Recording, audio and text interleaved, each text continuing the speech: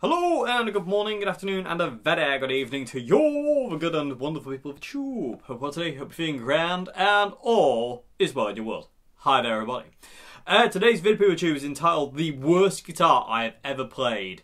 The reason we're doing this video is because over the 10 years I've been doing YouTube now, I've caught a lot of flack for people saying, like, you know, every guitar you play is the best guitar you've ever played. And people get really bent out of shape over the fact that I just love guitars so much. And, you know, it's like I never say bad things about guitars. It's like, well, no, I do. It's just that the bad guitars, the bad amps, and the bad pedals, you'll never see, because I don't really like to do negative reviews. Because, like I've always said, what's bad to me might be somebody else's dream. You know, dream amp, dream guitar, dream pedal. So if I can't get it to work for me, then I just look the other way. I go the other way and go, right, that doesn't work for me. I'm not really interested. And I've had a lot of things sent to me over the years, and I've tried a lot of things over the years of me playing guitar, where I've just gone, But again, my experience that I work in an old hat and it's in general is that, like I say, just because I don't like it doesn't mean that other people won't like it as well. Because again, we're all different, all individual people, and because of that, you know, I don't want to put people off things. You know, I would rather just demo things I've got positive stuff to say about, and really positive stuff to say about. Which, granted, to be honest with you, people, probably 90% of the time is all great. You know what I mean? There's something in everything. You've just got to find it. Even the old stuff that people reckon is crap, I don't believe it. You know, I've got loads of old 70s and 60s solid state amps which are apparently awful, and they sound brilliant. They really do. You know, my old Marshalls, Marshalls that are sat behind the camera at this point in time, the Marshall 100-watt lead combo and the Marshall Master Lead, fantastic amps. You know, same as the Vox Escorts I've got downstairs, the 1970s solid-state Vox amps. Incredible amps. And my Teisco stuff, the Audition amps, there's one up here. You can see it on top of the orange. And, you know, Sub-Zero. All these things are amazing. And I've always kind of like, you know, I always try and look for the best into it. Granted, I can't always find that. And again, like I say, if that happens, you'll never see it on this channel. I don't like doing negative reviews. I remember I did a negative review once upon a time about the Marshall Code, and that still bugs me in the fact of, like, you know, I just didn't, that amp didn't work for me. And it bugs me in the fact of, like, you know, how many people did I persuade not to even try that amp because of that video, and it haunts me. I don't like that idea. And like I said, 90%, 95%, even up to 99.9% of the time, if I get sent something, or I buy something, or I try something in a shop, or whatever, I invariably love it. Because at the end of the day, I love guitars. I love guitar amps. I love pedals. I love sound. And I love differences in sound. So, you know, and I'm very, very passionate about it, and I love it. And it takes a lot for me to go, that's bloody awful. Which leads me very nice and neatly onto today's video. The worst guitar I ever played, people of the tube. What was it? Well, we have to travel back in time, people of the tube, to when I was working at Old Hat. And I forget the exact year, actually. What year was this video? By the way, this video, for my sins, I'm putting the entire video at the end of this video. So we're going to travel back in time, people of the tube, and you can have a laugh at me, not knowing what to do. But let me just look exactly when it was, because, well, it was 9 years ago.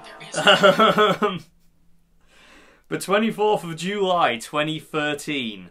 That was the date this video came out, but I don't think that was the date I actually played the guitar, but it'd be around that time. So 2013, travelling back 10 years, crikey. Anyway, the worst guitar I ever played was the 1966 Fender Coronado. And like I say, the video will be the end of it, and I'm going to explain some things. But I'm going to put the whole video at the end of this video. Not nerve-wracking at all. Anyway, it was bloody awful. And in the video, you can kind of see this facade that I'm like, there's got to be something good in it. Like, I'm trying to kid myself into thinking there's something good about this guitar. And there just wasn't. You know, I was just like, come on, Dave, find something, find something. And the video is only 5 minutes long, which even for the Old Hat days was short. You know, Old Hat videos lasted about 8 minutes, maybe 8.5 at a push, because the camera I was using at that point in time could only record 8.5-minute videos before it turned off. So, and in all fairness, that's the video I did a lot of my early videos with. But I had to make sure that I was aware. When I started doing long form videos, I always had to be aware that after 8 minutes, I had to stop the camera and start it again and restart the camera. I can't remember what it was. It was like a Lumix one. I wish I still had it, people with YouTube, but sadly it's no longer in my possession. But it's a big part of, like, you know, this channel and this channel and mine history. You know what I mean? But yeah, it's a shame I don't still have that camera. But you know, I did a lot of videos with that camera. It did all of them up until I got my Zoom Q8. I think I got the Q8 in 2017 or 2018. I forget now. Either way, that video did all the Old Hat stuff, and I say all the early videos are on that camera. And it does make me chuckle, like, you know. But again, it used to keep me in check in a way, especially doing the Old Hat videos. You had to make it kind of short and sharp and snap to it. And but like I say, this video is about 5 minutes long, and it's quite. I watched it last night, and it is painful to watch, knowing how much I was trying to kid myself into thinking this guitar was good. I was really kind of like stood there, should I say, going, there's got to be something here. And it was very early on, and I didn't want to upset the owner of Old Hat by doing like a review where saying, this guitar is effing awful. I think I did say at some point, this guitar's really hard to play, which is an understatement, because the guitar wasn't just hard to play, it was downright impossible to play. I'm amazed at how I got to play anything on it. And it sounded bad, the pickups were bad, it wouldn't stay in tune properly, like the neck was horrible, the frets were bad, the controls were bad. Everything about this guitar was downright awful. So, yeah, that's the worst guitar I've ever played. It was just, there was no redeeming feature. Also, the nut had been cut. I remember it really well, and I said it in the video. I remember the nut had been cut so low that basically, and the action was like, was the action like stupidly? If I remember correctly, the action was stupidly high down here, but stupidly low up here, and you couldn't play, because the nut was cut so badly. It was like you couldn't play the open chords in tune. Everything felt wrong. Everything felt wrong. It was definitely a Friday afternoon guitar at Fender, that one. I can tell you that for sure. Tell you that for true. But it was terrible. And that is definitely the worst guitar I've ever played in my life. And it was one of those guitars that didn't even want to be a guitar. I'm pretty positive that guitar was like, kill me! You know, it was like that bit in Aliens where that woman's all kind of like cocooned. And she's like, you know, she knows she's got an alien inside her. And literally, that woman is that guitar. It was awful. It didn't even sound good either. At that time, I had no idea what I was doing to get like a good sound out of the videos. You know, I didn't have any money to go out and buy like proper recording stuff or anything like that. And we just used like the camera audio. But the problem with that was, it would have probably been okay if Muggins here hadn't been stood in front of a cabinet he was using to play through. Because I was deadening the sound, and also when I move you can hear it kind of phasing. But yeah, so but again, you know, I'd only been doing YouTube literally, I believe that session when I played the Coronado. I keep wanting to say Colorama, but it's not, it's the Coronado. I believe I'd been doing YouTube videos for, that was the third session at Old Hat. I'd done the initial session, I'd done another one which I was really, really happy about. I felt that one went really, really well. And then we did this evening session where I played this Coronado. And I just remember driving home that night and chewing Joe's ear off about how bad that guitar was. I forget exactly what other guitars I played that night, but my God, it sticks in my head for all the wrong reasons. It really does. I mean, some honourable mentions about bad guitars as well, people with tube, would be the John Entwistle 1962 Fender Strat we got into Old Hat.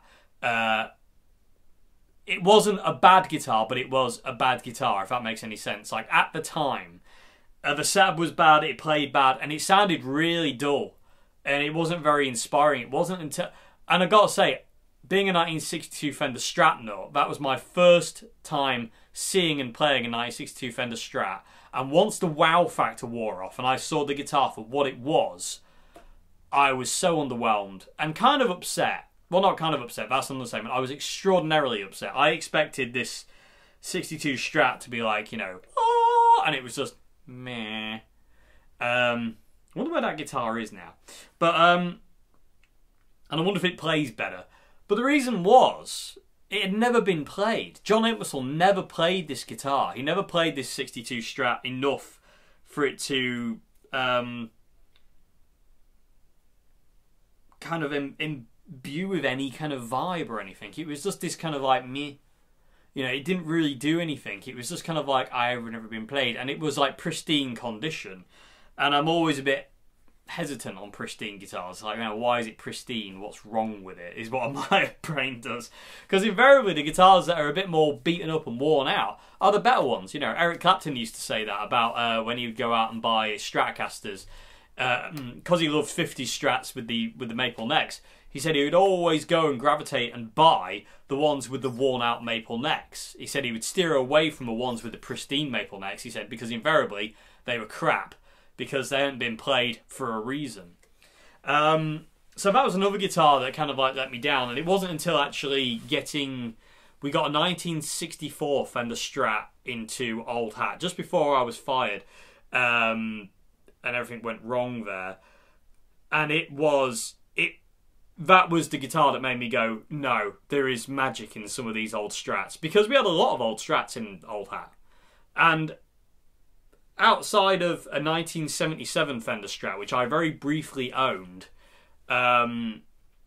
which, to be honest with you, doesn't hold a candle to my 79. The 79 beats it in every way, but the 77 was gorgeous. There wasn't many amazing, you know, vintage Strats we had in there. There were good ones, but I wasn't like, oh my god. And then this 1964 one came along, and I learnt a very important lesson that day of not all vintage guitars are good, but the good ones are really good. Like, you know what I mean? Like, you know, it's the same as, and it's the same as any guitar. It doesn't have to be a vintage guitar. Not all Squiers are good, but the good ones are really good. You know what I mean? And there's a lot more good ones than there is bad ones in my experience at this point in time. Unless you're going for affinity, but that's me. Again, I'm not a big fan of it. Saying that though, I've tried a lot of affinities recently, and I have liked them. My main qualm with the Affinity series was the pickups more than anything. I love the way the Affinities feel and play. But I just didn't particularly like the pickups. My left-handed Strat that's down here that I'm learning to play on, that's an Affinity, and the pickups were always terrible in that. And then when I got the Evil Sheeps in it, the guitar just kind of like came alive, and it's literally one of my favourite guitars to play, even left-handed. I enjoy it. But yeah, like I say, the 62 John Entwistle Strat wasn't very good. What else did we have? We got a 1952 Les Paul in. And here's another thing as well that killed guitars a lot. But just before I left, I got a 1952 Gibson Les Paul into Old Hat. And when it arrived, my God, it was amazing. It had all gone green. It wasn't really gold anymore because it had spent its life. I can't remember where it was, but it was in the south of America. I don't want to say... it was like New Orleans area, and they tend to do that down there. The humidity transcends gold tops green. Anyway, it was right properly green, and it was an all gold. So it was gold on the front, gold on the sides, gold on the back, gold on the neck, gold on the back of the headstock. It was an all gold Les Paul, and it was absolutely insane. The P90s were great. The only problem was the original wraparound bridge where it goes underneath, and meh, terrible idea. But that guitar was amazing when we got it. And then it got stripped and refinished. And when it came back, that wasn't there anymore.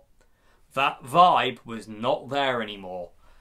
Same as the 64 Fender Strat people achieved. The 64 Fender Strat, no word of a lie, looked not too dissimilar to my John Strat here. I do have a video of me playing that guitar, actually, before it was refinished and ruined. And, yeah, broke my heart. Broke my heart. And that was... So when I was eventually let go from Old Hat with my friend John, I was like, yeah, I'm happy with that. See you later. I can't be around this nonsense anymore, because it was reaching fever pitch. Every vintage guitar we got in that had slight nicks and dints, refin. And it never used to be that way. And it was just painful to watch these gorgeous instruments of historic value with all their history just wiped off the face of the earth. And I was just like, done. I'm never coming back here again, and I never will go back there again. Because like I say, I mean, for a long time he didn't do that kind of thing. It was only in like that last couple of months he went absolutely mental, and me and John were just like, don't want to be part of this. And so when he let us go, we were like, good. We don't even have to quit. We got kicked out.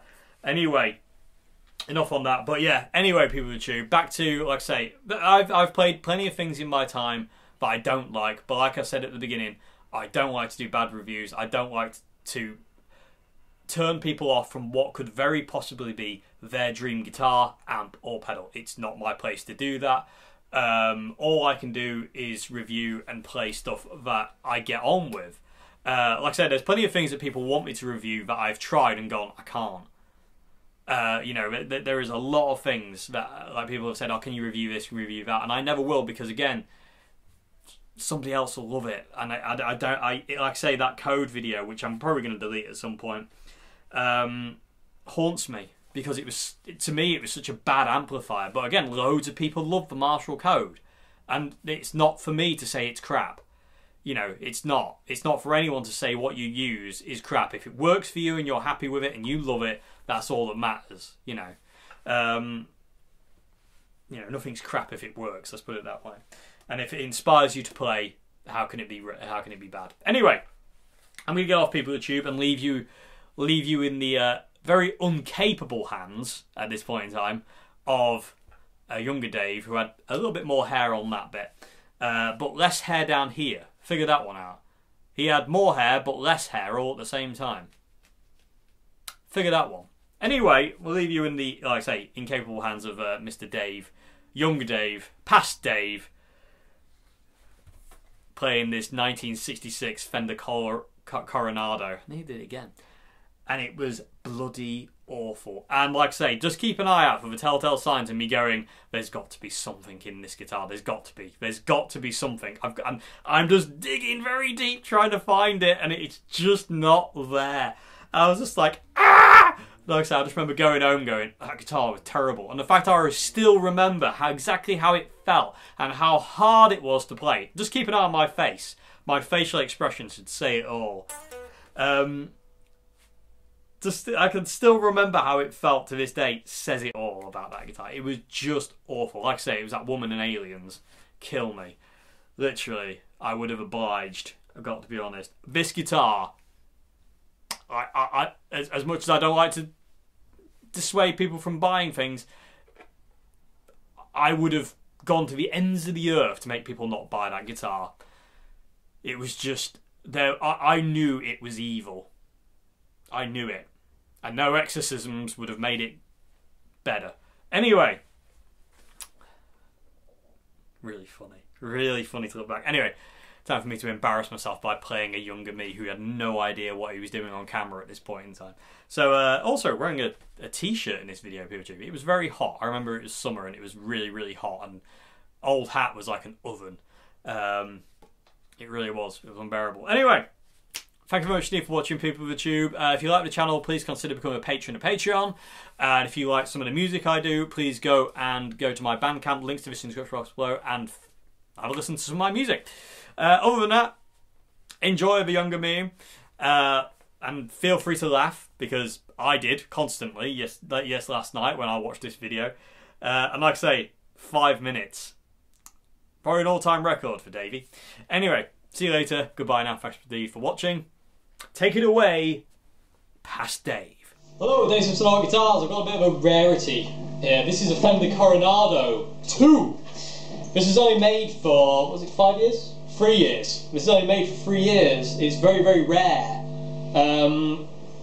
Yeah, it comes with its original case. It's got a really cool F on the tailpiece, which is really cool. These aren't single coils, they're not P90s either. They're kind of a really weird kind of blend of both. It's very strange. It's very noisy. It's very noisy guitar. So yeah, it's plays some kind of like bluesy kind of stuff, and it kind of has that kind of sound.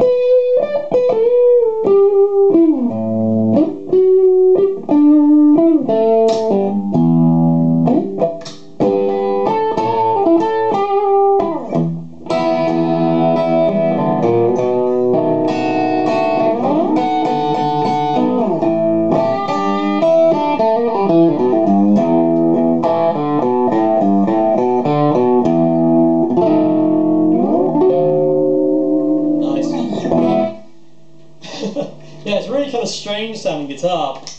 I'll give you a rundown of sounds that's in clean. This is the bridge pickup. I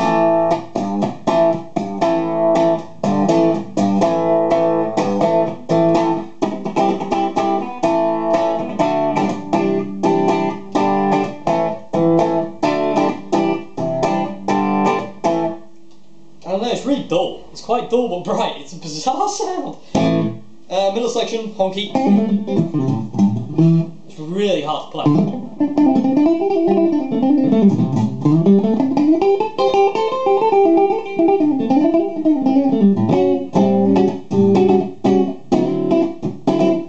Why do all guitarists do that? They all start playing funk when on a clean channel. Let's play something different.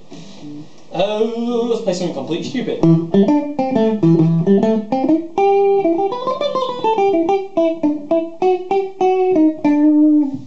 That wasn't really completely stupid, by the way. And this is the neck pickup.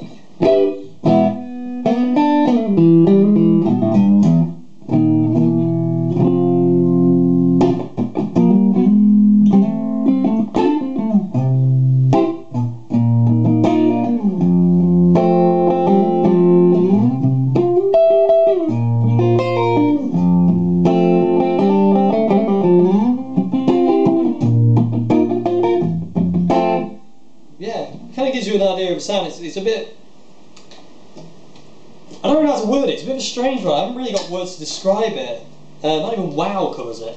But yeah, I'll give you a bit of a close-up of the headstock. The headstock's really cool. It's kind of like a Strat, but not quite. It's more rounded. You can kind of see it's black as well. It's really cool. It's got the Fender F machine heads. That's probably upside down, but you can get the idea. It's got a binded neck as well, like the old Jaguars with the block inlays. Yeah, it's really hard to play in full out distortion because it feeds back really badly, and it's a bit awkward to play too because sometime in its life somebody's filed the nut down, so the action's really low at the top and the strings like really low to the fretboard, and I'm finding it hard to grab a string because I like the action a bit higher so I can get my finger underneath. So yeah, it's a bit of a strange one. Fender Coronado 2. Let's play a rock riff on it because it's completely unnecessary.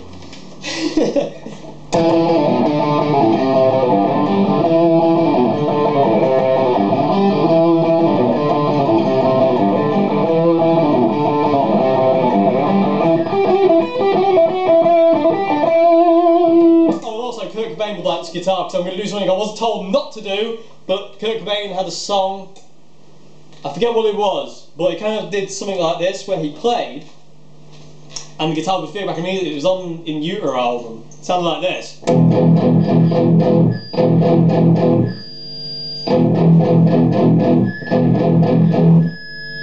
So Kurt Cobain would have liked this guitar. It's very grunge, I suppose, in that respect. But yeah, Fender Coronado 2, made for 3 years only, very, very rare. Comes with its Luggage Co. case, that's the company who made it, 1966 guitar. That's the back. It's a bolt-on neck, 4-bolt. Yeah, weird and wonderful guitar at Old Hat.